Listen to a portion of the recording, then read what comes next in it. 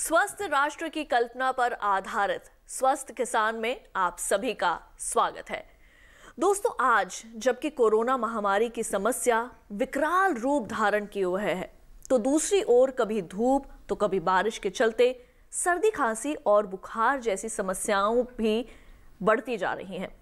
ऐसे में जब कोई बीमार पड़ता है तो घर के लोग एकदम से घबरा जाते हैं।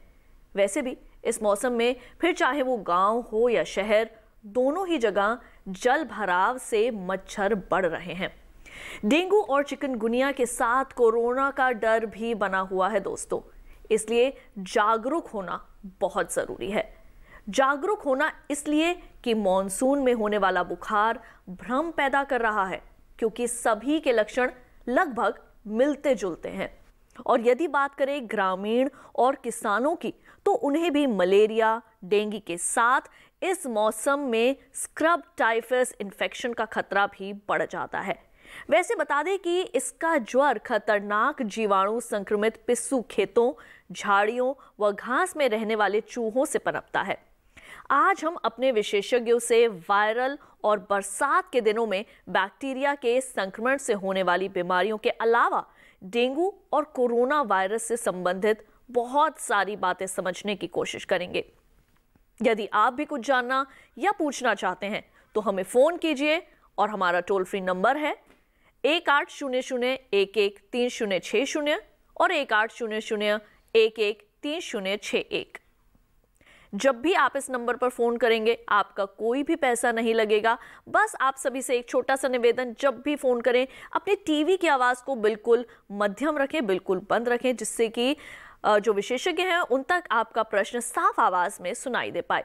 तो आज का जो हमारा विषय है वो रहने वाला है कोरोना के साथ डेंगू से बचाव, कैसे बचें बरसात के मौसम में फ्लू से, एक जागरूकता। आपकी समस्याओं के समाधान के लिए हमारे साथ स्टूडियो में है देश के दो बड़े विशेषज्ञ। आप हैं प्रोफेसर डॉक्टर अनिल गुर्टू, आप लेडी हार्डिंग मेडिकल कॉलेज में मेडिसिन विभाग के प्रमुख हैं, साथ ही कोरोना केयर वार्ड के प्रमुख भी हैं। आपसे हम ये जानने की कोशिश करेंगे कि सामान्य और कोरोना वायरस में क्या फर्क है, साथ ही इसके लक्षण और कोरोना वैक्सीन के ह्यूमन ट्रायल की भी प्रक्रिया के बारे में आपसे जानेंगे। हमारे दूसरे विशेषज्ञ हैं डॉक्टर नवल विक्रम। आप भी देश के सबसे बड़े सरकारी अस्पताल एम्स दिल्ली में मेडिसिन विभाग के प्रोफेसर हैं। आपसे हम इंटरनल मेडिसिन से जुड़ी बातें समझेंगे, साथ ही ये भी समझेंगे कि हवा और पानी से फैलने वाला इन्फेक्शन किस हद तक हमारे प्रतिरोधक क्षमता को प्रभावित कर सकता है। आप दोनों का ही बहुत बहुत स्वागत है हमारे स्टूडियो में। तो जाहिर है आप दोनों ही अपने अपने क्षेत्र में जाने माने विशेषज्ञ हैं। बातचीत की शुरुआत करें, लेकिन उससे पहले देखते हैं एक विशेष रिपोर्ट।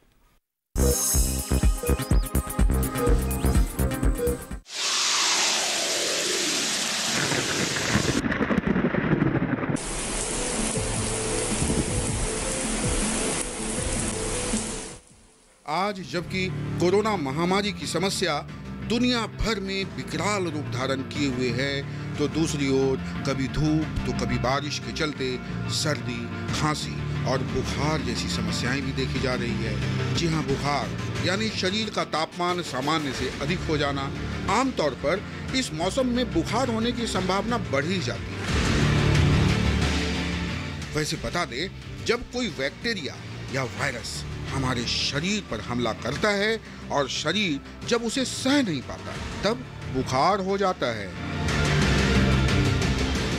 वैसे भी मौसम बरसात का है, जगह जगह जल भराव हो रहे हैं, लार्वा पैदा हो रहे हैं, मच्छर बढ़ रहे हैं, डेंगू और चिकनगुनिया का डर लगातार बना हुआ है। वैसे तो वायरल बुखार आम बुखार की तरह ही होते हैं, लेकिन होते हैं कई प्रकार के। इसमें मलेरिया भी होता है, डेंगू, चिकनगुनिया, पीलिया आदि के लक्षण भी लगभग एक दूसरे से मिलते जुलते हैं। लेकिन आजकल जो है एक मच्छर है, एडिस प्रजाति का ये मच्छर पहले संक्रमित व्यक्ति को काटता है और फिर उसके बाद यही मच्छर जब किसी स्वस्थ व्यक्ति को काट लेता है तब इसके जहरीले सूंड से निकलने वाली तीव्र वायरस आपके खून को भी संक्रमित कर देती है। देखिए कुछ इस तरह।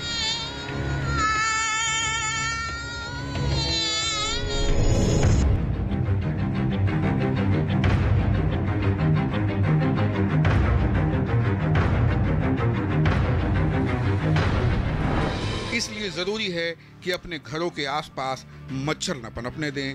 गौरतलब है कि नमी के ज्यादा होने से खांसने छींकने से निकलने वाली बूंदें जल्दी नहीं सूखती।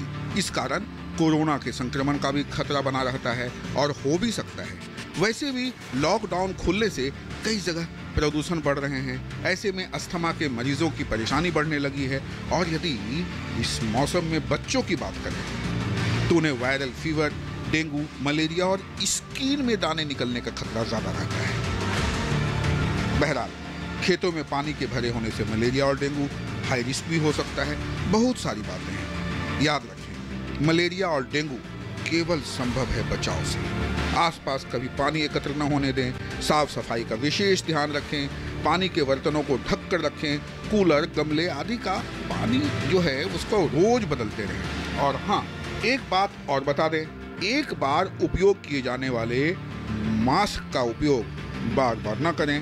3 परत के कपड़े का मास्क घर में आप चाहें तो बना सकते हैं। गौरतलब है कि कोरोना वायरस के खतरे को देखते हुए आयुष मंत्रालय ने हल्दी वाला दूध काफी लाभकारी होता है, ये तो आप भी जानते होंगे। इसके अलावा भाप लेना बहुत फायदेमंद रहता है। जी हाँ, यह एक प्राकृतिक चिकित्सा की तरह काम करती है और इससे बंद नाक और गले में दर्द से राहत भी मिलती है। बावजूद इसके यदि आपको बुखार हो ही जाए तो घबराएं नहीं। कौन सा बुखार है ये जानने के लिए जांच कराएं। लक्षण और खतरे के संकेत को पहचानें। शरीर के सुरक्षात्मक प्रतिनिधि को काबू में रखें, यानी इम्यून सिस्टम को बनाकर रखें। अपने स्वास्थ्य के प्रति जागरूक रहें और हाँ, ताज़ा और गर्मा खाना खाएं। एक बात और, योग और ध्यान को बिल्कुल न भूलें। राजेश मिश्र, दूरदर्शन किसान।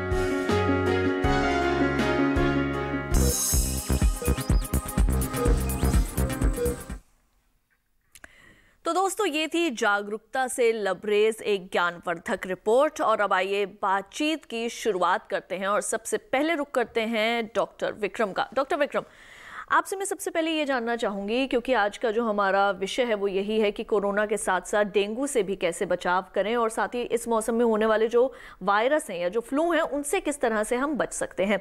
तो अगर इस मौसम में होने वाले इन्फेक्शन की हम बात करें तो कौन कौन सी समस्याएं हैं, कौन कौन से ऐसे इन्फेक्शन हैं जो उत्पन्न हो सकते हैं? देखिए, बारिश के मौसम में कोरोना की महामारी तो चल ही रही है, उसके साथ साथ अब डेंगू बुखार, साथ में उसके चिकुनगुनिया बुखार, टाइफॉइड और लेप्टोस्पायरोसिस एक बीमारी होती है जो बारिश के मौसम में ज़्यादा फैलती है। और साथ ही साथ इसमें हेपेटाइटिस, जो वायरल हेपेटाइटिस होती है जो पानी और खाने से फैलती है, हेपेटाइटिस ए और हेपेटाइटिस ई, ये 2 किस्म के वायरल हेपेटाइटिस होते हैं जो इस दौरान ज़्यादा फैल सकते हैं, क्योंकि कई सारी इन बीमारियों के लक्षण लगभग बराबर होते हैं। बुखार होता है हल्का सा, कुछ में तेज़ बुखार होता है, जैसे चिकुनगुनिया में बुखार के साथ खास चीज़ होती है जोड़ों में दर्द होता है। कुछ बुखार के साथ जो है वो शरीर में दाने पड़ सकते हैं, जैसे डेंगू में शरीर में दाने या छोटे छोटे चकत्ते से पड़ सकते हैं। और जो लेप्टोस्पायरोसिस है और जो स्क्रब टाइफस है, ये वाली बीमारियां भी हैं जो कई बार विकराल रूप धारण कर सकती हैं। अक्सर ये देखा गया है कि ये जो कोरोना है, आपने सभी ने देखा होगा कि ये जो है मोस्ट ऑफ पेशेंट्स, जो मेजॉरिटी होते हैं वो माइल्ड सिम्टम्स होते हैं या थोड़े मॉडरेट से होते हैं। बहुत ज़्यादा सीवियर बहुत कम लोग होते हैं। मगर डेंगू और स्क्रब टाइफस और लेप्टोस्पायरोसिस ये कुछ चीज़ें हैं जिनमें अगर उचित समय पे इसका पता ना लगाया जाए और इसका इलाज ना किया जाए तो ये एक सीवियर फॉर्म धारण कर सकती हैं। वहीं डॉक्टर गुर्तू, आपसे भी मेरा सवाल इससे मिलता जुलता ही रहने वाला है कि पहले जो है वो बताया जाता था कोरोना के क्या लक्षण हैं, किस तरह से शुरुआती लक्षण जो है उन्हें पहचाना जा सकता है, लेकिन अब धीरे धीरे जैसे हम रिपोर्ट्स देख रहे हैं उससे पता चलता है कि कोरोना के अब लक्षण भी बदल गए हैं। तो इसके बारे में आप क्या जानकारी देना चाहेंगे, क्योंकि आप तो इस डिपार्टमेंट के जो है वो हेड हैं, तो क्या जानकारी देंगे हमारे दर्शकों को? हाँ, जैसे अभी डॉक्टर विक्रम नवल ने भी कहा कि कोरोना जब शुरुआती दौर में हम थे कोरोना के, बात हम करते हैं जनवरी फरवरी के महीनों की, उस वक्त तो कोरोना एक अलग रूप लेकर प्रकट हुआ था, जिसमें हम कह सकते थे कि ये बाहर से आया है, पिछले 14 दिन में विदेश गया है और अब आया है 14 दिन में, या किसी संक्रमित व्यक्ति से संपर्क में आया है पिछले 14 दिनों में, और आज अब इसको बुखार हो गया है, सूखी खांसी आई है और सांस लेने में कुछ मुश्किल हो रही है। ये 3 लक्षण उस वक्त हम अच्छी संभावना के साथ कह सकते थे, यानी कोरोना का संभावना है, टेस्ट कराइए। ये हम बात कर रहे हैं शुरुआती दौर, फरवरी मार्च। पिछले 6 महीने में बहुत परिवर्तन आया है, बदलाव आया है, और आज 6 महीने बाद ये एक सामान्य रूप के में हमारे सामने प्रकट होने लगा है, जिसमें कि 80% या उससे भी ज़्यादा, जैसा अभी डॉक्टर विक्रम नवल ने कहा, 80 से 90%, शायद उससे भी ज़्यादा जो संक्रमित व्यक्ति हैं कोरोना के, वो आज के दौर में एक सामान्य रूप में प्रकट हो रहे हैं, यानी कि उनको कुछ भी नहीं है, या बहुत ही हल्का फुल्का बुखार या थोड़ा सा एनर्जी कम होना, इससे ज़्यादा कुछ नहीं है। तो इस सामान्य रूप, इस कोरोना का, कोविड का जो सामान्य रूप ले लेना आज के 6 महीने बाद, और यही रूप अब बाकी जो बुखार और संक्रमण उभर रहे हैं हमारे सामने मॉनसून की वजह से, उनके बीच में अंतर पता करना थोड़ा मुश्किल हो गया है।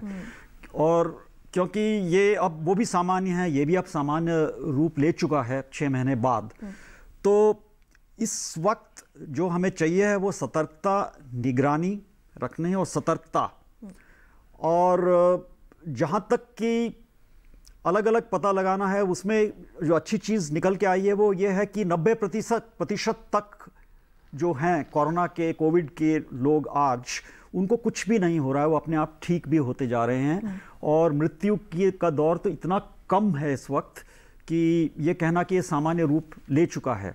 सामान्य का मतलब ये नहीं है कि हम अपने प्रिकॉशंस या हम अपने जो बचाव के तरीके हैं और व्यवहार हैं वो कम कर दें, वो वही रखने हैं जो तब थे। लेकिन हाँ, इतना हमें अब पता लग गया है कि आज उतना खतरनाक नहीं, अगर आप अपने प्रिकॉशंस रखें, तीनों जो बोलते हैं, दूरी, मास्क और हाथ धोते रहना, ये 3 चीज़ें अगर करें, और भीड़ भाड़, जितनी भी भीड़ वाले इलाके हैं जहाँ भीड़ एकत्रित हो गई है, इकट्ठा हो गई है, उनसे दूर रहें, तो हाँ, इसमें कोई इतना खतरा नहीं है अगर हम ये सब रखें तो। बिल्कुल। डॉक्टर विक्रम, आप मुझे ये बताइए कि वायरल फीवर के जो लक्षण हैं वो क्या होते हैं? देखिए, वायरल फीवर के लक्षण होते हैं, कुछ में हल्का बुखार होता है, कुछ में तेज़ बुखार होता है, फ्लू के सिम्टम होते हैं, जैसे आपको ज़ुकाम जैसे सिम्टम होते हैं, नाक बहना या नाक बंद हो जाना, गले में खराश रहना, शरीर में दर्द, सर में दर्द, और कुछ इसमें सिम्टम हो सकते हैं, आपका पेट भी ख़राब हो सकता है। तो ये कुछ सिम्टम हैं जो एक कॉमन फ्लू में हो सकते हैं। इस तरह के सिम्टम जो हैं वो कोरोना वायरस के संक्रमण में भी हो सकते हैं, और बाकी जो वायरल इन्फेक्शंस होते हैं उनमें भी इस तरह के सिम्टम हो सकते हैं। तो खाली सिम्टम के बेसिस पे कहना कि ये किस तरह का बुखार है, ये थोड़ा सा मुश्किल होता है। उसके लिए जो हर तरह के संक्रमण के लिए स्पेसिफिक जांच होती है, उसी से पता लगाया जा सकता है कि ये एग्जैक्टली कौन सा संक्रमण है। बिल्कुल। और कई बार डॉक्टर अनिल, ये भी देखा जाता है कि हमें खांसी होती है या हमें बुखार होता है तो अधिकतर लोग क्या करते हैं, केमिस्ट पर जाते हैं, दवा ले लेते हैं। इस माहौल को देखते हुए क्या कहेंगे आप कि ये किस हद तक ठीक है? क्या लोगों को अगर खांसी हुई या ज़ुकाम हुआ या फिर अगर बुखार जैसे लक्षण नज़र आ रहे हैं तो क्या केवल केमिस्ट से जाकर दवाई लेना इस माहौल को देखते हुए कितना ठीक है, कितना गलत है? यह तो कभी भी ठीक नहीं था कि अगर मुझे कोई बुखार है तो मैं सीधे सड़क पार केमिस्ट के पास जाके दवाई ले लूँ और जो वो दे वो मैं ले लूँ। ये कभी भी ठीक नहीं था। लेकिन आज के दौर में, कोरोना के दौर में, ये बहुत सामाजिक रूप से ख़तरनाक बिहेवियर साबित हो सकता है, क्योंकि अगर मुझे आज कोरोना के दौर में कोई भी संक्रमण, कोई भी लक्षण आते हैं, बुखार होए, गले में दर्द होए, दस्त आ जाए, बुखार हो जाए, गले में दर्द होए और छींक आए या खांसी आ जाए और बुखार आ जाए, यानी कोई भी मौसमी बुखार के लक्षण अगर आज मुझे आते हैं तो सब में पहली चीज़ जो मुझे करनी है वो यह है कि मैं बाहर नहीं जाऊं, और अगर जाऊं तो तभी जाऊं जब मैंने मास्क लगा लिया होए और डॉक्टर के पास जाऊं, किसी और के पास नहीं इलाज के लिए। क्योंकि अगर मैं सीधा बुखार हो गया, गला ख़राब है, लगा छोटी मोटी गले में खिचखिच है, चलो सड़क पार केमिस्ट के पास जाता हूं, दवाई दे देगा, 2 दिन में ठीक हो जाऊंगा, ठीक मैं हो जाऊंगा। लेकिन जब मैं अपने घर से बाहर निकलकर सड़क पार की तो उस वक्त मैंने ये जो कोरोना का संक्रमण है, अगर ये है मुझे, तो औरों को भी फैला दिया। तो खतरा, सवाल मेरे अपनी सुरक्षा का नहीं है, मैं तो सुरक्षित हूँ, मुझे हो गया, मैं ठीक हो जाऊँगा, 90% ठीक हो जाते हैं। लेकिन सवाल है कि समाज में मैंने फैला दिया। अगर मैं सड़क पार करके किसी के पास गया बिना मास्क पहने, वैसे ही चला गया बाहर, तो अगर मुझे कोई भी नए लक्षण आते हैं, बुखार, गले में दर्द, जुकाम, नाक बंद, महसूस करना कि मैं ठीक नहीं हूं, तो पहली चीज़ हमें यह करनी है कि घर के बाहर नहीं जाना है, डॉक्टर से संपर्क करना है। टेलीफोन के द्वारा अगर कर सकें तो बेहतर है, अपॉइंटमेंट लेना है, नहीं तो सीधे मास्क लगा के भीड़ भाड़ से दूर रहते हुए अपने डॉक्टर के पास, प्राइमरी हेल्थ केयर सेंटर या जो भी डिस्ट्रिक्ट हॉस्पिटल में जाके जांच करवानी है और जो वो कहें वही करना है। केमिस्ट के पास सीधे नहीं जाना है, उसमें औरों को हम खतरा फैला सकते हैं, इसीलिए। बिल्कुल, तो ये बहुत अच्छी बात जो है वो आपने यहाँ पर डॉक्टर गुर्तू कही है कि अगर आपको किसी भी तरह के ऐसे लक्षण नज़र आते हैं या आपको छींक है, खांसी है, हल्का बुखार भी अगर आपको लगता है, तो फार्मासिस्ट या केमिस्ट के पास ना जाकर आप या तो पहले ही डॉक्टर से संपर्क कर लें टेलीफोन के ज़रिए, या फिर अगर आप वो भी नहीं कर पा रहे हैं तो बिना मास्क लगाए अपने घर से एक कदम भी बाहर ना निकालें। इस पर चर्चा जारी रहेगी, लेकिन फिलहाल वक्त हो चला है एक छोटे से ब्रेक का। जल्द लौटेंगे वापस, कहीं मत जाइए, देखते रहिए दूरदर्शन के साथ। आइए चलें हाथ धोने की सही और वैज्ञानिक विधि सीखें। हाथ धोना रोगों से बचने की सबसे आसान और असरदार क्रिया है। साधारण तरीके से हाथ धोने पर हाथों के कई हिस्सों में कीटाणु रह जाते हैं जो बाद में बीमारी पैदा कर सकते हैं। अतः हमें क्रमबद्ध तरीके से हाथों के सभी हिस्सों को अच्छी तरह साफ करना चाहिए। हाथ धोने से पहले अंगूठी और घड़ी उतार दें और अपने नाखूनों को हमेशा छोटे रखें।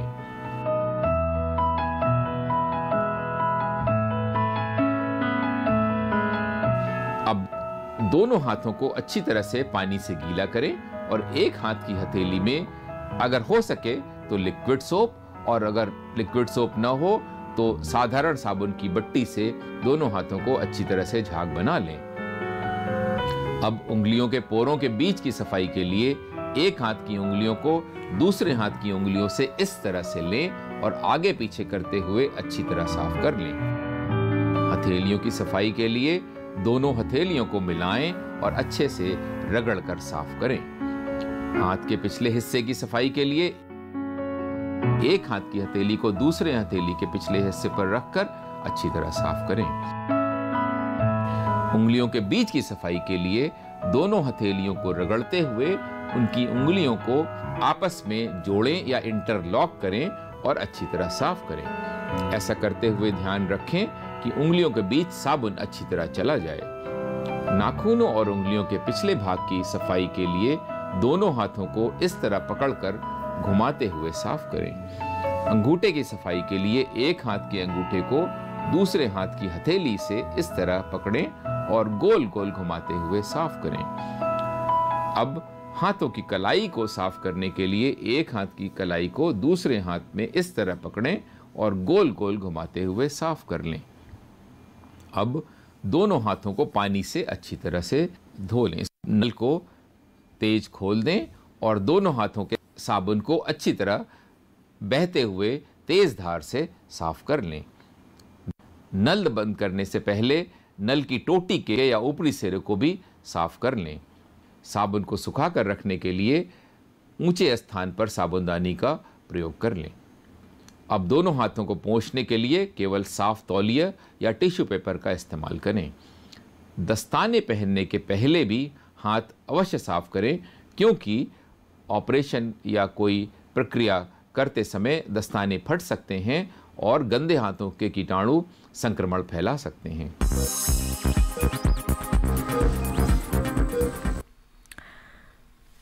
एक बार फिर से आप सभी का स्वागत है कार्यक्रम स्वस्थ किसान में, जहां पर आज हम बात कर रहे हैं कि कोरोना के साथ साथ डेंगू से और बाकी दूसरे मौसमी जो वायरल बुखार हैं उनसे किस तरह से बचा जा सकता है। अगर आप सभी के मन में कोई प्रश्न है, कुछ भी जानना चाहते हैं, कोई भी परेशानी है, समस्या है, तो आप हमें फ़ोन कर सकते हैं हमारे टोल फ्री नंबर्स पर, जो कि हैं 1800-113060 और 61। ये दोनों ही नंबर बिल्कुल निःशुल्क है। जब भी आप इन पर फ़ोन करेंगे आपका कोई भी पैसा नहीं लगेगा।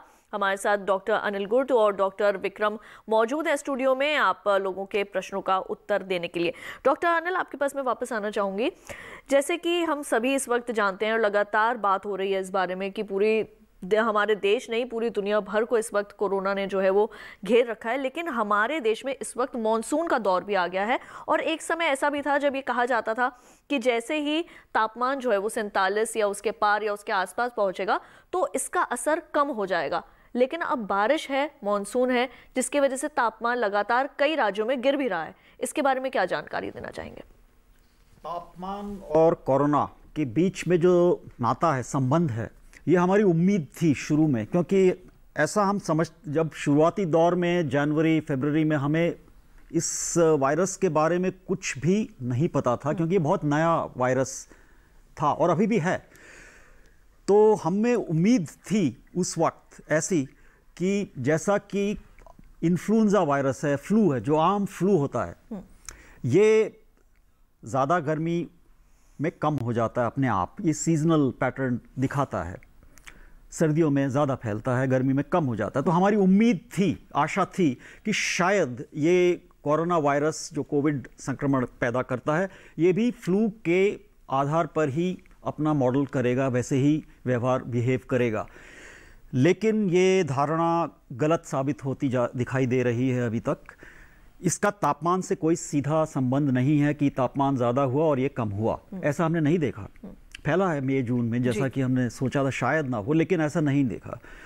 खैर, कोई भी कीटाणु, कोई भी वायरस 70 डिग्री के ऊपर मर जाता है, लेकिन वो हमें भी मार देगा वो टेम्परेचर। तो वो हमारे लिए वास्तविकता में ये कह पाना मुश्किल है कि ऐसा हो सकता है। तो तापमान कुछ भी हो, ह्यूमिडिटी कुछ भी हो, ये वायरस तो मान के चलें कि हमारे साथ रहेगा अभी 1-1.5 साल तक। कभी ऊपर, कभी ज़्यादा, कभी कम, कभी फैलाव ज़्यादा होता है, कभी ये वापस आ जाएगा, फिर आ जाएगा। तो यह मान के ही चलते हैं और उसको मद्देनज़र रखते हुए हमें सिर्फ वही 3 प्रैक्टिसेस करते जाना है, आदत में बदल लेना है, कल्चर में बदल लेना है, संस्कृति में बदल लेना है। हाथ यानी सफाई, जैसा अभी आपने देखा, पूरा आर्म यानी 2 गज की दूरी, भीड़ से दूर, और जब भीड़ में जाते हैं तो 2 गज की दूरी बनाए रखना है। और बाहर निकलते हुए मास्क, यानी जो हम भी सब पहनते हैं, डॉक्टर्स भी अभी उतारा है इसके लिए, लेकिन हम पहन के आएंगे और वापस पहन के जाएंगे। ये 3 चीज़ें कायम रखनी है और एक संस्कृति में जोड़ लेनी है अपनी, और तभी इसका होएगा। तापमान से कोई सीधा संबंध इस वक्त नहीं नज़र आ रहा। बिल्कुल। और इसी के साथ हमारे पास कुछ ईमेल्स भी जो हैं वो आए हैं। आइए कार्यक्रम में उन ईमेल्स को शामिल करते हैं। सबसे पहला मेल हमारे पास आया है मुरैना झांसी से महेश शर्मा जी का, और वो ये कहते हैं कि क्या खांसी, जुकाम व वायरल बुखार में एंटीबायोटिक लिया जा सकता है? डॉक्टर विक्रम क्या बताएंगे इसके बारे में? देखिए, हर खांसी, जुकाम या बुखार, वायरल बुखार में एंटीबायोटिक की ज़रूरत नहीं पड़ती है, क्योंकि अक्सर जो फ्लू या अक्सर जो ये वायरल बुखार होते हैं वो अपने आप कुछ दिनों में ठीक हो जाते हैं। आपको उसमें अपने आप चिकित्सक या अपने डॉक्टर पास के उनसे सलाह लीजिए, और सिर्फ इसमें बुखार की दवा लेने की आवश्यकता होती है। उसके अलावा मेजॉरिटी, मैं कहूँगा मोर देन 95% केसेस में एंटीबायोटिक की ज़रूरत नहीं पड़ती है। अगर आपको खांसी के साथ बलगम हो रहा है, या खांसी के साथ पीले रंग का बलगम हो रहा है, या बहुत तेज़ बुखार हो रहा है, उस तरह से हो सकता है कि कई बार वायरल बुखार के बाद छाती में भी इन्फेक्शन हो सकता है, जो बैक्टीरियल इन्फेक्शन होता है। हालांकि एंटीबायोटिक तो किसी वायरस में काम नहीं आती है, वो सिर्फ बैक्टीरिया के लिए बैक्टीरिया पे असर करती है। तो वायरल फीवर, वायरल इन्फेक्शन के बाद कई बार होता है कि आपकी जो ये फेफड़े हैं और जो आपकी श्वास की नली है, इनमें लोकल इम्यूनिटी जो है वो कम हो जाती है वायरल इन्फेक्शन के बाद। तो उसमें जो बैक्टीरिया होता है वो आके इन्फेक्शन कर सकता है, तो उसके लिए एंटीबायोटिक की ज़रूरत पड़ती है, मगर वो बहुत ही कम प्रतिशत लोगों को ज़रूरत पड़ती है। और कोई भी एंटीबायोटिक शुरू करने से पहले आप अपने डॉक्टर की सलाह लीजिए और किसी और जैसे केमिस्ट या किसी और के कहने पे कोई एंटीबायोटिक मत लीजिए, क्योंकि आपको अगर ज़रूरत नहीं है उसकी तो आप बेकार में ले रहे हैं, और अगर आप ले रहे हैं कई बार हो सकता है उससे आपको कोई साइड इफ़ेक्ट हो जाए। तो उससे लेने से पहले आप अपने चिकित्सक से सलाह लीजिए और उसके बाद ही लीजिए, उसके बिना एंटीबायोटिक मत लीजिए। बिल्कुल, तो डॉक्टर से बात किए बिना आप किसी भी तरह की कोई भी दवाई, चाहे वो एंटीबायोटिक ही क्यों ना हो, कुछ भी ऐसी दवा ना लें। वहीं डॉक्टर विक्रम, हमारे एक मित्र हैं जिनकी बिटिया को जो उनका नॉर्मल बॉडी टेम्परेचर है वो हमेशा 99 ही रहता है, तो वो जानना चाहते हैं कि क्या ये नॉर्मल है या इसका क्या जो है वो कारण हो सकता है। देखिए, शरीर का जो टेम्परेचर या तापमान होता है वो पूरे दिन में लगभग 1 डिग्री तक वेरी कर सकता है। अब 98.4 जो कहते हैं कि वो नॉर्मल होता है, वो एक वैल्यू नहीं होती है।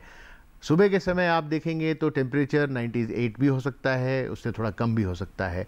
और शाम की तरफ देखा जाता है कि ये बॉडी की जो नॉर्मल साइकिल होती है तापमान की, तो शाम की तरफ टेम्परेचर थोड़ा ज़्यादा भी हो सकता है, 99 भी हो सकता है। अगर 99 तक है, 99 डिग्री फ़ारेनहाइट तक अगर है, तो वो हो सकता है कि बॉडी का नॉर्मल टेम्परेचर की वेरिएशन हो। तो अगर उसके ऊपर होता है, 99 के ऊपर अगर जाता है और लगातार रहता है, तब उसको बुखार कहा जाएगा, और फिर उसके आगे कारण ढूंढने की कोशिश की जाए या उसका इलाज किया जाए। मगर ये 1 से 1.5 डिग्री तक बॉडी का टेम्परेचर पूरे दिन में सुबह से शाम तक वेरी कर सकता है, और शाम की तरफ थोड़ा ज़्यादा रहता है, सुबह की तरफ थोड़ा कम रहता है। जी बिल्कुल। डॉक्टर अनिल, मेरा आपसे प्रश्न अब ये रहने वाला है कि जब हम कोरोना की बात करते हैं तो लगातार कई बार ये सुनने में आता है कि आप अपना टेम्परेचर जो है वो लगातार चेक करते रहें, और साथ ही साथ अपनी सांस जो है वो ऑक्सीमीटर के ज़रिए चेक करते रहें। लेकिन सबसे पहले तो मैं आपसे ये जानना चाहूँगी कि कितना बुखार होने पर हमें ये लगे कि हमें कोरोना हो सकता है, क्या टेम्परेचर होना चाहिए? और दूसरी बात ये कि जिन लोगों के पास ऑक्सीमीटर नहीं है, जो उसे अफोर्ड नहीं कर सकते हैं, वो अपनी सांस की जांच किस तरह से करवाएं? तो इसमें जो मेन चीज़ है वो है कि बुखार का एक एहसास होना। हर एक व्यक्ति को पता होता है, एक अपने ही तौर पे हर एक को, हम सबको पता होता है कि हमें इस वक्त कितना टेम्परेचर है, यानी कि ये सामान्य नॉर्मल है मेरे लिए या नहीं है। तो जब बुखार होता है तो अपने आप संकेत करता है हमारा शरीर हमको, और ये हर एक का अपना अपना अलग अलग परसेप्शन होता है, जो कि सबको पता होता है कि आज मैं ठीक नहीं हूँ, मुझे आज बुखार है। वो पता लग जाता है अंदर से, सुबह ही उठते ही।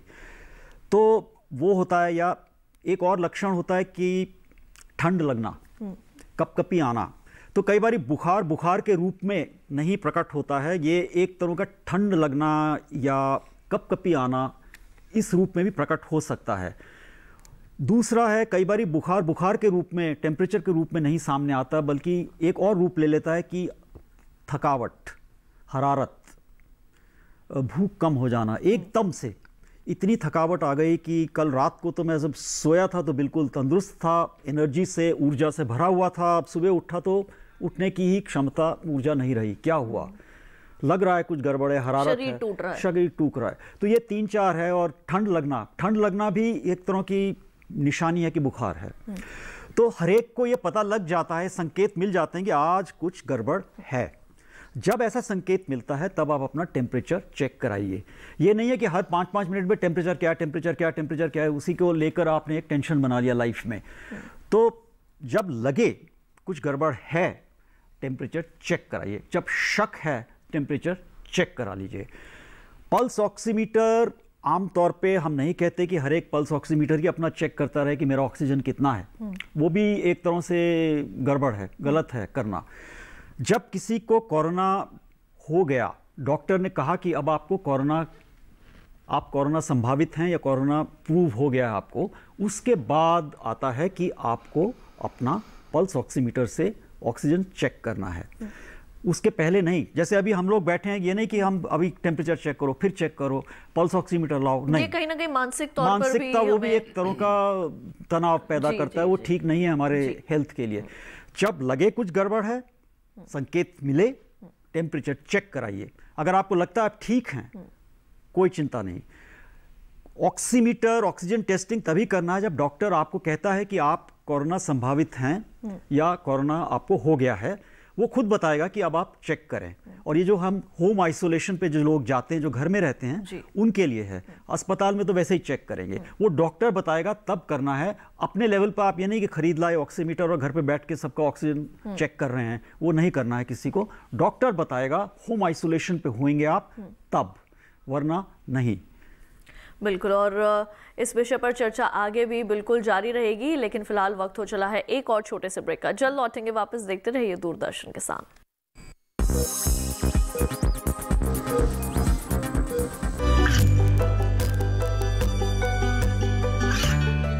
गांवों और पिछड़े क्षेत्रों में सरकारी योजनाओं की जानकारी पहुंचा। देश में कौशल और क्षमता विकास कर ग्रामीणों को सामाजिक बदलाव और विकास से जोड़ने की दूरदर्शन किसान की पहल चौपाल चर्चा देखें सोमवार से शुक्रवार सुबह 9 बजे।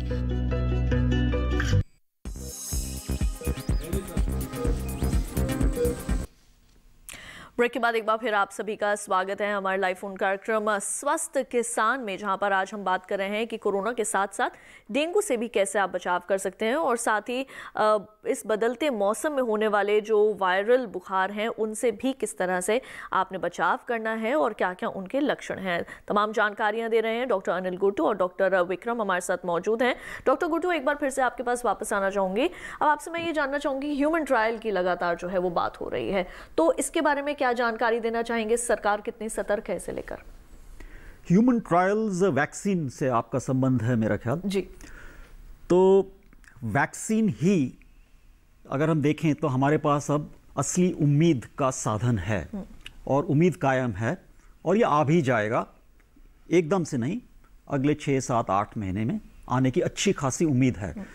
तो जो हमारी जो सरकार है उसका ध्यान वैक्सीन पर है केंद्रित, और अब 2 वैक्सीन ट्रायल्स इस वक्त शुरू हो गई हैं हमारे ही देश में, जो कि फेज़ 2, 3 मिलाकर चल रही हैं। एक तरह की जो अंतिम फेज़ होती है वो शुरू हो गई हैं। जो वैक्सीन में है सब में, क्योंकि वैक्सीन जो है इलाज नहीं है, इलाज हम उसको देते हैं जो बीमार है, जिसको संक्रमण लग चुका है। एक बीमार व्यक्ति को इलाज देते हैं, इलाज इस बीमारी का अभी तक कोई अच्छा खासा नहीं है। वैक्सीन हम देते हैं एक नॉर्मल, एक बिल्कुल तंदुरुस्त आदमी को हम वैक्सीन देते हैं, बीमार को नहीं, तंदुरुस्त आदमी को वैक्सीन देते हैं, ताकि इस बीमारी से उसको बचाव मिले। तो क्योंकि हम वैक्सीन एक नॉर्मल, तंदुरुस्त, हेल्दी आदमी पे या औरत पे, इंसान पे लगाते हैं, देते हैं, तो सब में पहली प्राथमिकता वैक्सीन की ये है कि वो क्या सेफ है, क्या ये बिल्कुल नुकसान नहीं करेगा, क्योंकि हम ये एक तंदुरुस्त नॉर्मल व्यक्ति को दे रहे हैं। तो सेफ्टी यानी इसकी कितना सुरक्षित है, इसके बाद आदमी कोई साइड इफेक्ट तो नहीं है, वो पहली चीज़ स्थापित करते हैं, उसमें टाइम लगता है। जब सेफ्टी हो गई स्थापित वैक्सीन की, तब आता है दूसरा प्रश्न, क्या ये कामयाब है भी या नहीं, क्या ये बचाव करेगा भी या नहीं। तो उसको हम बोलते हैं इफेक्टिवनेस, यानी वैक्सीन की कितना कायम है, कितना बचा लेगा इस कोरोना से। सो पहले सेफ्टी, उसके बाद इफेक्टिविटी, यानी इसकी कितनी क्षमता है, जो कि हमें बचाएगा। ये दोनों जोड़कर फेज 3 में बड़ी पॉपुलेशन पे होती हैं, 10,000 20,000 लोगों में, जिसमें हम वैक्सीन को देते हैं आधी लोगों को, और आधों को हम कुछ और चीज़ देते हैं जो कि वैक्सीन नहीं है, जो कि हार्मलेस है, जिससे कोई नुकसान भी नहीं होता, और फिर देखते हैं इनमें अंतर कितना है। तो वो अब शुरू होने वाले हैं। जी डॉक्टर विक्रम, एम्स में भी अब जो है वो ह्यूमन ट्रायल जो है वो वैक्सीन का शुरू हो चुका है, इसके बारे में आप क्या जानकारी देना चाहेंगे? किस तरह से वैक्सीन काम करती है, और अभी तक किस तरह के रिजल्ट्स जो है वो क्या वो मिले हैं अब तक हमें? अभी जो एम्स में जो ट्रायल शुरू हुआ है उसमें शुरुआती अभी शुरू हुआ है, उसमें जो फेज़ 2 और 3 में लोगों को ये वैक्सीन कुछ लोगों को दिया गया है जो अभी तक की जानकारी के मुताबिक टॉलरेट किया गया है, जो जिनको दिया गया है वो टॉलरेट कर रहे हैं इसको। और आगे जो इफ़ेक्टिवनेस, जैसे डॉक्टर गुरुतु ने बताया कि वो कितना कारगर साबित होगा बीमारी से बचाने में, उसकी जानकारी तो हमें आने वाले वक्त में ही मिलेगी। जी बिल्कुल। वहीं डॉक्टर विक्रम, इस वक्त हम लगातार जो है वो मॉनसूनी ये जो वायरस हैं या फ्लू हैं इनके बारे में भी बात कर रहे हैं।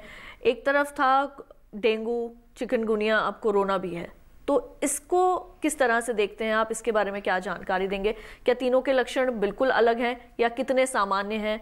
किस तरह की जो है वो हिदायतें जो है वो बरतनी चाहिए, और क्या तीनों तरह के पेशेंट्स आते हैं आपके पास? जी, ये जैसे डॉक्टर गुरुतु ने पहले बताया कि ये एक नया वायरस आया था, नए तरीके से आया था, और ये अब आम बुखार का रूप एक तरह से ले चुका है। और ख़ास तौर से इस बारिश के मौसम में अब मच्छर पनपने लगे हैं, और डेंगू और चिकनगुनिया के तो केस अभी तक आने शुरू नहीं हुए हमारे अस्पताल में, मगर डेंगू के मरीज़ आने शुरू हो गए हैं और कुछ मलेरिया के भी मरीज़ आने शुरू हो गए हैं। तो इनमें डेंगू और चिकनगुनिया जो दोनों होते हैं वो एक ही किस्म के मच्छर होते हैं जो दोनों चीज़ें फैलाते हैं। इसमें सिम्टम जो होते हैं, लक्षण जो होते हैं वो बुखार, डेंगू में तेज़ बुखार होता है। कुछ चीज़ें हैं जैसा मैंने कहा कि इसमें हम अंतर पता कर सकते हैं। अगर बुखार बहुत तेज़ है, साथ में अगर सिर में दर्द है, आँखों के पीछे दर्द है, शरीर में दर्द है या कमर में दर्द है ख़ास तौर से, तो ये जो कुछ लक्षण हैं जो हमें सावधान कर सकते हैं कि ये शायद डेंगू बुखार हो सकता है। और उसके साथ शरीर में दाने पड़ सकते हैं, चकत्ते छोटे छोटे पड़ सकते हैं, ख़ास तौर पे पैरों के निचले हिस्से में या हाथों पे, और कई बार अगर बहुत ज़्यादा होता है तो पूरे शरीर में भी हो सकते हैं। और अगर कहीं से ब्लीडिंग हो रही हो, जैसे कि मसूड़ों से खून गिरना, नाक से खून आना, या पेशाब में और या लैट्रिन के रास्ते खून आना, अगर ब्लीडिंग की कोई भी लक्षण होते हैं तो वो चांस है कि वो हम डेंगू से डील कर रहे हैं। और अगर खास और जोड़ों में दर्द है, सिर्फ जोड़ों में, जैसे घुटनों में है, कोहनी में है, जोड़ों में खास तौर से अगर दर्द महसूस होता है तो ये लक्षण खास चिकनगुनिया के महसूस होते हैं।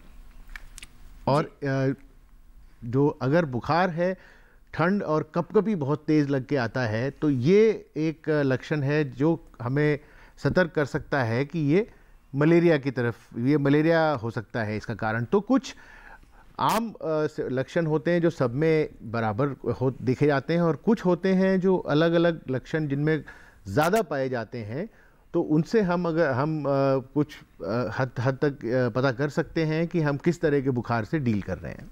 बिल्कुल। और जैसे कि मैंने कहा कि हमारे पास इस वक्त कई सारे ईमेल्स भी आ रहे हैं और लगातार जो हमारे दर्शक हैं वो हमसे सवाल कर रहे हैं इन विषयों के संबंध में। आइए एक ईमेल और शामिल करते हैं। यहाँ हमें लखनऊ से अनजान मुसाफिर जी ने मेल किया है और वो कहते हैं, मैं 55 साल का हूँ, अकेला रहता हूँ। कोरोना काल में मैं अपने स्वास्थ्य की सुरक्षा कैसे सुनिश्चित कर सकता हूँ? डॉक्टर अनिल। कोरोना काल में अपने आप को सुरक्षित करने के 3 ही आधार हैं। हाथ, सफाई, जो आपने देखा, साबुन और पानी, सिर्फ साबुन और पानी से धोते रहिए। खाना खाने के पहले कुछ चीज़ जब छू लेते हैं, खासकर वो चीज़ें जो कि बहुत लोगों ने छुई हैं, दरवाजे वगैरह वगैरह, बस की सीटें वगैरह, ज़रूर हाथ धोएं। और अगर हाथ नहीं धोया तो ये ध्यान रखें कि आपका हाथ आपके नाक या मुंह पर न लगे। पहली चीज़ हाथ। दूसरा, ये जो आपका पूरा आर्म है, 2 आर्म यानी 2 गज की दूरी बनाए रखना है। और तीसरा, बाहर जाने के पहले जाते वक्त मास्क। अगर मास्क नहीं है तो आप कोई भी कपड़ा 2 या 3 बार अपने चेहरे पर, ताकि नाक, मुंह और ये जो ठुड्डी है, चिन, ये हिस्सा पूरा ढका रहे बाहर जाने के पहले। और भीड़ के जितने भी भीड़ के इलाके हैं, जहाँ भी भीड़ है, उससे दूर रहें, 2 गज की दूरी बनाए रखें। और जो संक्रमण फैलता है, ये देखा गया है कि खुले में, बाहर, आउटडोर्स में संभावना बहुत कम हो जाती है अगर हम भीड़ से दूर रहें। तो जहां आप बाहर हैं, आउटडोर्स में हैं, खुले में हैं, वहाँ तो सेफ हैं अगर आप भीड़ में नहीं हैं। जहाँ हम छोटे बंद कमरों में एकत्रित होते हैं, भीड़ भाड़ में 2 या 3, 4, 5 लोग इकट्ठा हो जाते हैं, अनजाने लोग, और बंद है, खिड़कियाँ भी बंद हैं, हवा या वेंटिलेशन नहीं है, वहाँ सब में ज़्यादा खतरा होता है कि एक भी कोई एसिम्प्टोमेटिक बिना लक्षण के दिखाए हुए कोई भी एक कोरोना का आ गया और आप भी हैं और बंद कमरा है, खिड़कियां दरवाजे बंद हैं, वहाँ पर सब में खतरा है। तो भीड़ भाड़ बंद कमरों में इनसे दूर रहना है।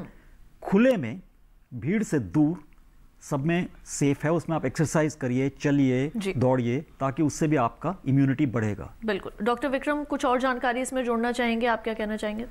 जी, ये जो सारे उपाय डॉक्टर गुरुतु ने बताए, इनके साथ साथ आप पौष्टिक आहार साथ लीजिए, पौष्टिक आहार लीजिए। और मैं ये कहूँगा कि जो मदिरा पान है, धूम्रपान है, या इस तरह की चीज़ों से बचें। पौष्टिक आहार लेते रहेंगे तो उससे वैसे ही आपके शरीर की बीमारियों से लड़ने की क्षमता ठीक रहेगी। बिल्कुल। यहाँ एक ईमेल हम और शामिल करते हैं। हमें रंजना देवी जी ने पटना से एक ईमेल किया है और वो कहती हैं कि उन्हें बुखार है और गले में जलन भी है। क्या ये डेंगू के लक्षण हो सकते हैं डॉक्टर विक्रम? बुखार और गले में जलन आमतौर पे ये डेंगू के लक्षण नहीं होते हैं। बुखार के साथ अगर शरीर में दर्द है, आँख के पीछे दर्द है, सर में दर्द है, तो ये डेंगू के लक्षण हो सकते हैं। और अगर गले में आपको जलन है तो ये शायद डेंगू के लक्षण नहीं हो सकते हैं। ये हो सकता है कि आपको अपर रेस्पिरेटरी या वायरल इन्फेक्शन जैसी कोई बीमारी हो।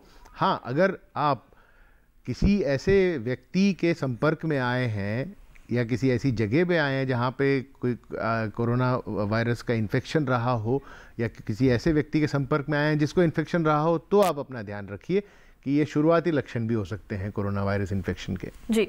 वहीं डॉक्टर विक्रम, इस मौसम में खांसी, फ्लू और दमा जो है वो भी काफ़ी परेशान करता है, तो ऐसे में किस तरह से सतर्क रहा जाए? कौन कौन सी सावधानियां बरतने की आवश्यकता है?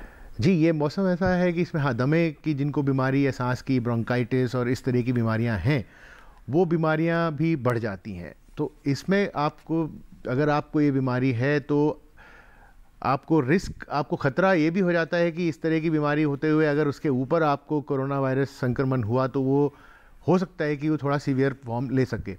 तो इसलिए आपको ये ध्यान रखना है कि आपकी जो दवाइयाँ हैं, दमा, ब्रोंकाइटिस, उसके लिए जो आप ले रहे हैं उसको नियमित तरह से लेते रहिए। और ऐसी जगह जहाँ पे ज़्यादा धूल या ज़्यादा आपको धुआं या सफोकेशन बंद हो, उसको थोड़ा अवॉइड करिए। हो सकता है कि अब जैसे कि सबको हम कहते हैं हम लोग कि मास्क लगा के हमेशा रहिए, तो जिन लोगों को दमा और ब्रोंकाइटिस की दिक्कत है उन लोगों को थोड़ी इससे परेशानी हो सकती है। मगर अगर आप अपनी दवाइयों को नियमित रूप से ले रहे हैं तो आपके सिम्टम कंट्रोल में रहेंगे और आप ज़्यादा लोगों से या मिलना अवॉइड करें अगर पॉसिबल हो। और जितनी भी भीड़ वाली जगह हैं या कहीं बंद कमरे में ज़्यादा लोग हैं, उनसे आप जितना हो सके आप अलग रहिए, क्योंकि अगर किसी को भी इन्फेक्शन है तो वो आपको लग सकता है। और अगर आप अकेले कमरे में हैं तो आप मास्क उतार के भी रह सकते हैं, मगर अगर आप कहीं रहेंगे तो आपको मास्क ज़्यादा देर लगा के रखना पड़ेगा, जिससे आपको थोड़ी सी तकलीफ महसूस हो सकती है। बिल्कुल। तो भीड़ भाड़ वाली जगहों पर जाने से बचें और जब भी बाहर जाएं तो आप मास्क के बिना बिल्कुल भी एक कदम बाहर ना रखें। लगातार हमारे डॉक्टर्स इन्हीं पर जो है वो आपको तमाम जानकारियां दे रहे हैं। बातचीत का सिलसिला आगे भी जारी रखेंगे। फिलहाल वक्त हो चला है एक और छोटे से ब्रेक का। कहीं मत जाइए, देखते रहिए दूरदर्शन किसान।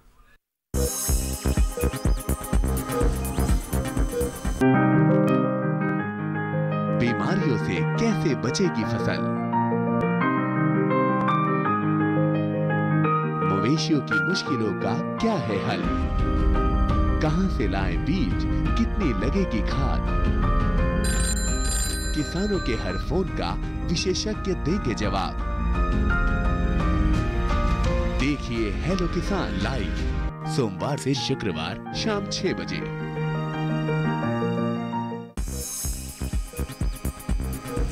ब्रेक के बाद एक बार फिर आप सभी का स्वागत है हमारे लाइव फोन कार्यक्रम हेलो स्वस्थ किसान में, जहां पर आज हम बात कर रहे हैं कोरोना के साथ साथ किस तरह से डेंगू से भी आप बचाव कर सकते हैं और साथ ही जितने भी मॉनसूनी वायरस हैं, फ्लू हैं, उनसे भी कैसे आपने बचना है, उनके क्या लक्षण हैं। और इन तमाम विषयों पर हमें जानकारी दे रहे हैं डॉक्टर अनिल गुर्तू और डॉक्टर विक्रम। डॉक्टर अनिल, एक बार फिर आपके पास आपका रुख करना चाहूँगी। मैं आपसे ये जानना चाहूँगी, बहुत से आपके पास कोरोना के जो हैं वो मरीज आते हैं, मानसिक तनाव कितना होता है उन्हें और ऐसे में किस तरह से अपने आप को काम डाउन रख सकते हैं? क्या जो बचाव है इस तरीके के कैसे अपनाएं? वो मानसिक जो तनाव वगैरह वगैरह देखे गए हैं उनमें भी काफ़ी बदलाव आ रहा है तेज़ी से। जब ये शुरू हुआ था फरवरी मार्च, उस वक्त तो बहुत तीव्र रिएक्शंस इमोशनल देखे गए थे। भय, जो कि भय नहीं था, एक खौफ, एक तरह का खौफ फैला हुआ था उस वक्त, और लोग एक दूसरे से दूरी, इतना ज़्यादा दूरी, मतलब एक तो सोशल डिस्टेंसिंग है 2 गज की दूरी, वो तो ठीक है, लेकिन इतना भय हो गया था कि एक दूसरे को देखते ही भाग रहे थे या उनको घरों में अंदर नहीं घुसने दे रहे थे, या उनके अगेंस्ट स्टिग्मा जिसको बोलते हैं एक तरह का, कि ये तो दाग लगा हुआ व्यक्ति है, इससे दूर रहो, इसको दूर भगाओ, उस टाइप के रिएक्शंस, जो कि खौफ, अंदर ही एक खौफ, एक डर, इतना ज़्यादा डर था, वो अब नहीं रहा। ये अच्छी चीज़ है। अब जो देखने में आ रहा है वो है एक डर जो कि ये कहता है कि क्या मुझे कोरोना हो सकता है, और अगर मुझे हो गया तो क्या मैं ये बीमारी अपने घर में अपने बुज़ुर्गों को, अपने बच्चों को दे सकता हूँ। वो जो एक डर है और उससे जुड़ी हुई एक उदासीनता कि मैं कुछ भी नहीं कर पा रहा हूँ, ये तो आ रहा है तो आ रहा है, औरों को फैल रहा है तो फैल रहा है, वो एक उदासीनता, डिप्रेशन, ये दोनों एक तरह का भय और उदासीन जो एटीट्यूड्स हैं ये आज ज़्यादा दिखाई दे रही हैं। तो इन दोनों का इलाज एक ही है, जागरूकता। मुझे पता है कि बचाव 100% हो सकता है, 100%, 100% बचाव हो सकता है अगर मैं वही 3 चीज़ों का पालन करूं। इसके आगे बचाव करने के बाद मुझे कोई भय या किसी से सोशल डिस्टेंसिंग के अलावा कोई और प्रकार की भावुक या भावनात्मक दूरी नहीं रखनी है। खासकर जो बुज़ुर्ग लोग हैं, अब घर में बुज़ुर्ग लोग हैं तो ये नहीं कि घर में एक जेल ही बना के उनको अलग कर दिया और कमरा बंद करके उनको बैठा दिया, नहीं, वो गलत है। उनसे जुड़े रहना है, भावुक तौर पे, एक इमोशनल तौर पे जुड़े रहना है, डिस्टेंस रखना है, मास्क रखना है अगर किसी को बुखार है तो, वरना ज़रूरत नहीं घर के अंदर। और वो उनसे एक इमोशनल कनेक्ट, जो बुज़ुर्ग लोग हैं, जो बच्चे हैं, उनसे बनाए रखना है। यानी मतलब एक घर को एक जेल में नहीं परिवर्तन कर लेना कि जो उनसे कनेक्शन है वो उसे नहीं तोड़ लेना है, बिल्कुल बनाना है, वो बहुत जरूरी है जी। क्योंकि कई बार ऐसे देखा गया है कि इसका असर जो है वो बुजुर्गों पर भी बहुत ज़्यादा पड़ रहा है मानसिक तौर पर, और कई बार ये भी कई रिपोर्ट्स हम देखते हैं कि अगर किसी बुजुर्ग को कोरोना हो जाता है तो घर वाले जो है वो उनको कहीं ना कहीं त्याग दे रहे हैं कि उन्हें आने नहीं दे रहे कि जी आपको तो कोरोना है और आप नहीं आ सकते। ऐसे में एक बुजुर्ग व्यक्ति के मानसिक जो उनका वो है उसके ऊपर क्या असर पड़ता होगा? बिल्कुल, तो बुजुर्ग या कोई भी जिसको कोरोना होता है, उसमें उसको लड़ने के लिए एक ही साधन है हमारे पास, जानकारी, और जानकारी से उत्पन्न जागरूकता। जानकारी और जागरूकता दोनों एक ही चीज़ कहती हैं हमें कि अगर किसी को कोरोना है या संभावना है या हमें शक है कि है किसी को कोरोना, तो उसके सिर्फ 3 ही तरीके हैं उसको हैंडल करने के लिए। उससे 2 गज की दूरी बनाए रखें, आप और उनको दोनों मास्क लगाए रखें, और छींकते खांसते समय अपना कोनी में या किसी टिश्यू में रखें।